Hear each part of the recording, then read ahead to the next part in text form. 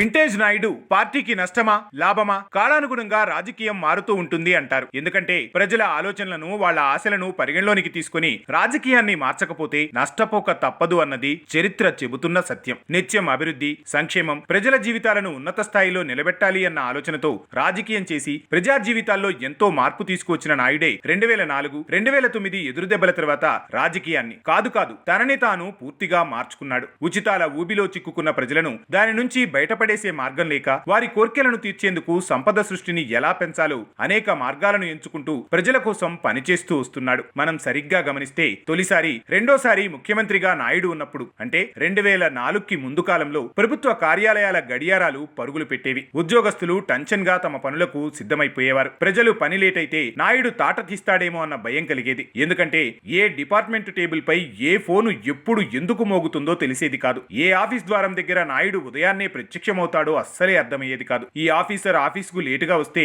వారికి అక్షింతలు తప్పేవో తెలిసేది కాదు. ప్రజలకు జవాబుదారీతనంగా ఉండాలి అన్నది బహుశా నాయుడి పాలనలో స్పష్టంగా అర్థమైంది.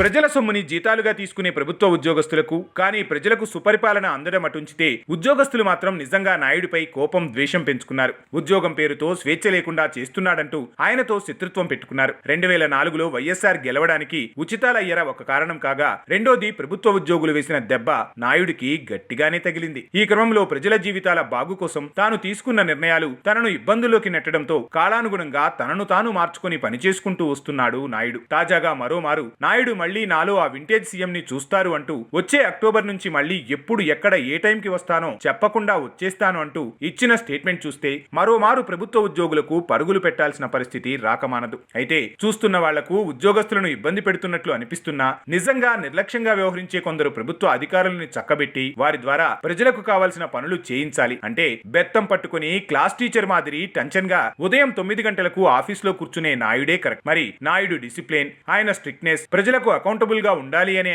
ఆలోచన రాబోయే రోజుల్లో ఎలాంటి ఫలితాలను ఇస్తుందో తెలియదు. కానీ ఊడిగం చేస్తూ చిత్తం సారంటూ గత ప్రభుత్వ హయాంలో ప్రజల కష్టాలను గాలికి వదిలేసి జగన్ సర్కార్ పెద్దల మోచేతి నీళ్లు తాగిన అసమర్థ ప్రభుత్వ ఉద్యోగస్తులకు మాత్రం అది నరకమే అని చెప్పక తప్పదు. మరి బడుద్దాయిలకు బ్యాండు బాజా తప్పేలా లేదుగా.